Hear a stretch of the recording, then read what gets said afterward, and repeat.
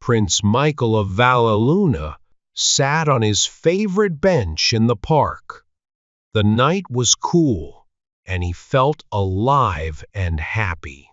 The other benches were empty because most people had gone home to escape the cold. The moon was rising over the buildings on the east side of the park. Children laughed and played nearby. Soft music came from a nearby street. Around the park, taxis drove by, and the trains high above on their tracks roared past. These noisy sounds from outside made the park feel calm and safe. Above the trees, the large round face of a clock on a tall old building shone brightly. Prince Michael's shoes were old and worn out. No shoemaker could fix them anymore.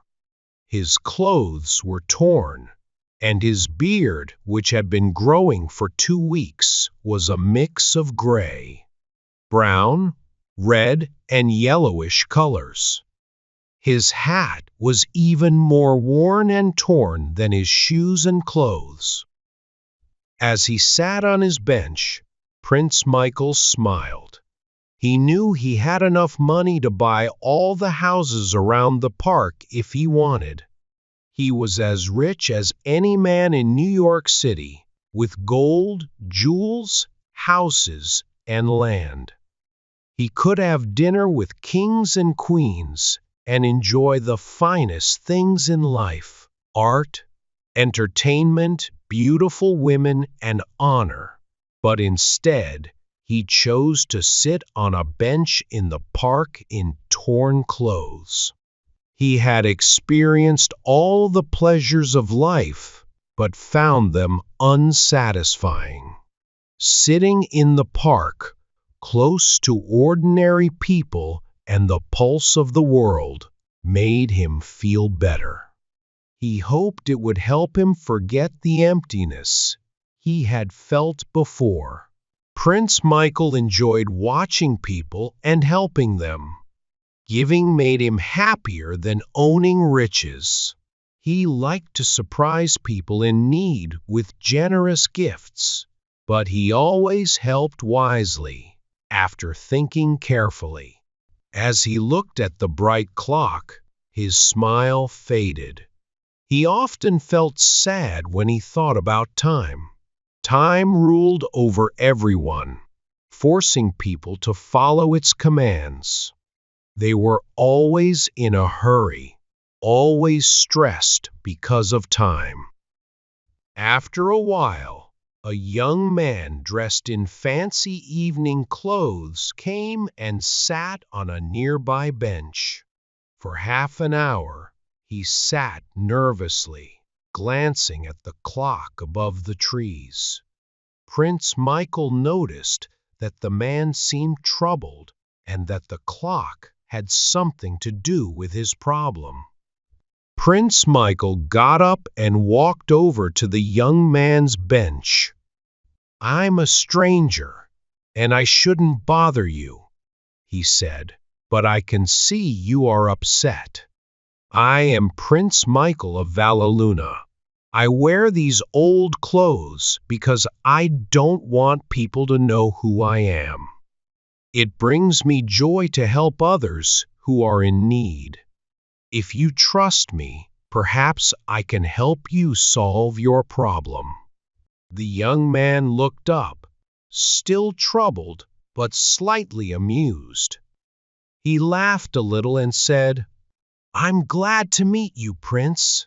I can see you don't want people to recognize you. Thanks for offering to help, but I don't think you can. It's my problem to solve, but I appreciate it." Prince Michael sat beside him. "Clocks," the prince said, "control everyone's life. I saw you watching that clock. Don't trust it. Clocks don't know anything about real life.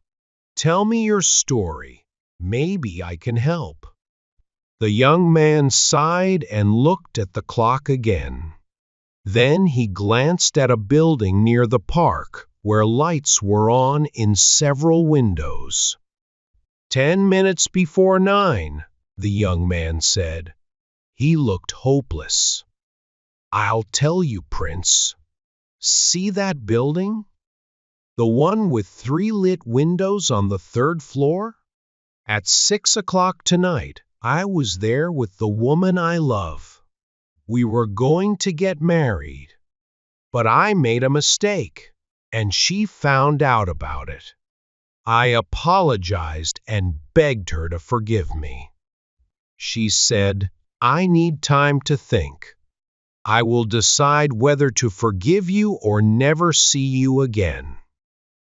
At 8:30, look at the middle window on the 3rd floor.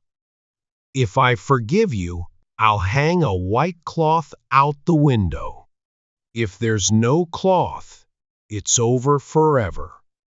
So here I am, watching the clock.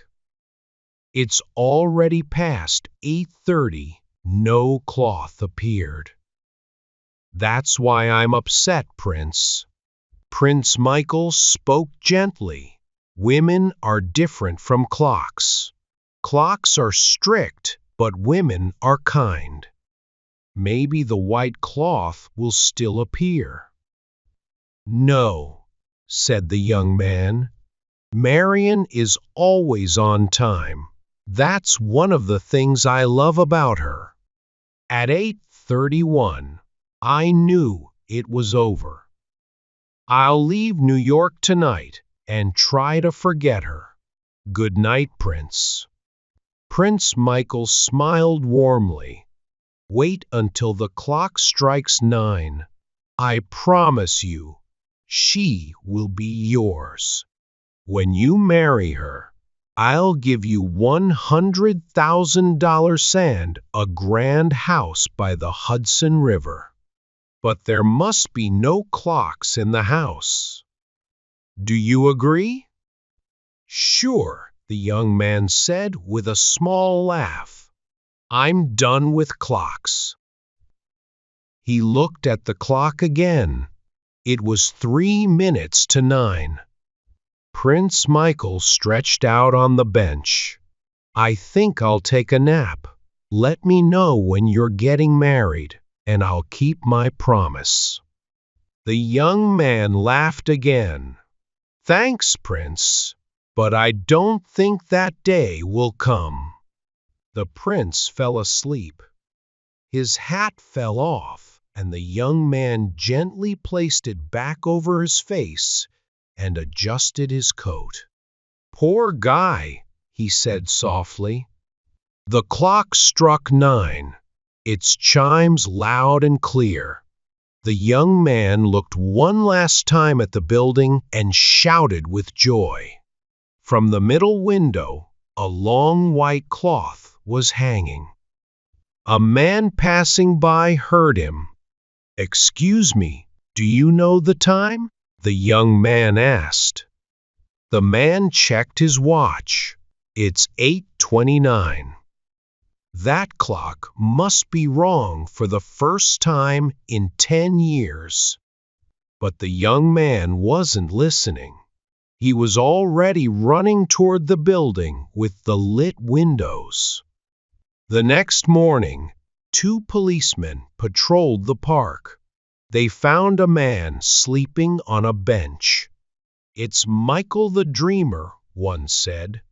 He's been sleeping here for 20 years. He doesn't have much longer to live. The other officer noticed something in the man's hand. Look at this, he said. $50.